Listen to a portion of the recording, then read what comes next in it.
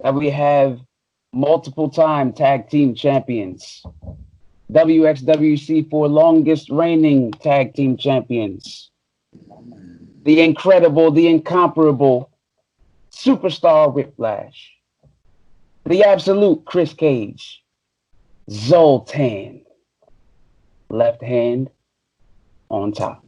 So first off, how long have you guys been a tag team? It seems like it's been forever. Rolling together for going on 22 years now, and if you want to take it back to the Little Flower days, you know what I'm talking about. Then our partnership lasts almost that entire time, and then want to take it to what we've been doing as far as the professional ranks. We're going on 10 years now.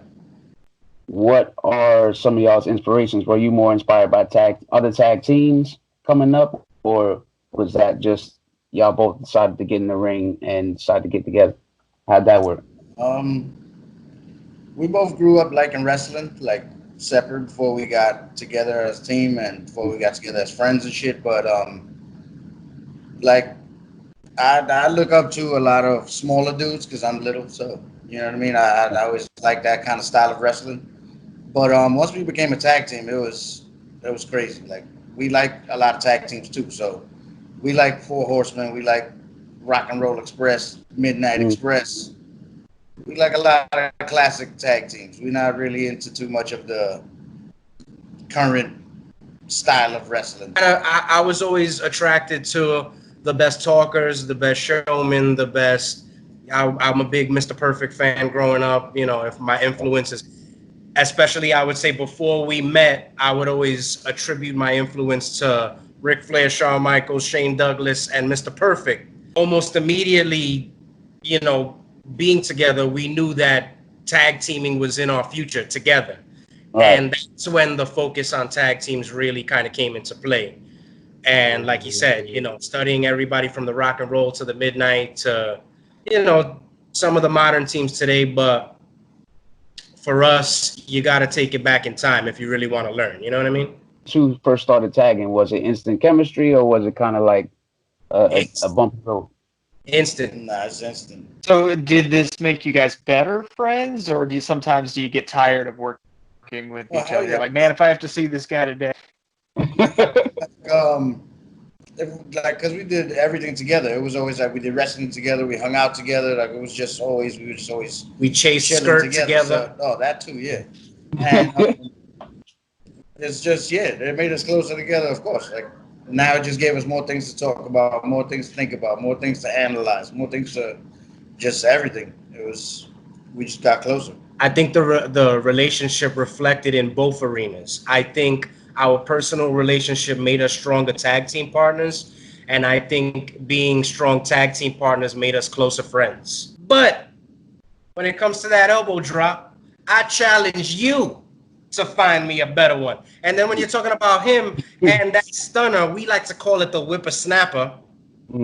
Also the best in the game. I challenge you to go find me a better one. Steve Austin is retired. The only difference is that when the camera's rolling, the camera's rolling. And when it's not, it's not. But this person right here and that person right there, they don't change whether the red light is on or not. And that's the difference between us and a lot of the pretenders you got running around today that just worry about sketching their new pair of tights. I don't want to say that we got a generation of guys that have been allowed into the business that should not have been allowed into the business. But we got a generation of guys that have been allowed into the business that should not have been allowed into the fucking business. So with going into your guys' like move sets and everything, what's like the main contributor into developing your techniques and move sets when you're out there in the ring? Work the tag team match. Again, I have a feeling that the theme of this episode is going to be that wrestling today sucks, because a lot of the tag teams today, we've worked them. You see them on television today. the art of the tag team match is a lost art. Our mentality when we get into the ring is keep you away from your tag team partner, however we can do that, even if we might have to bend a rule or two. Fuck that, I aim for that. And when it comes to all of that, move sets and stuff like that, that comes along with it.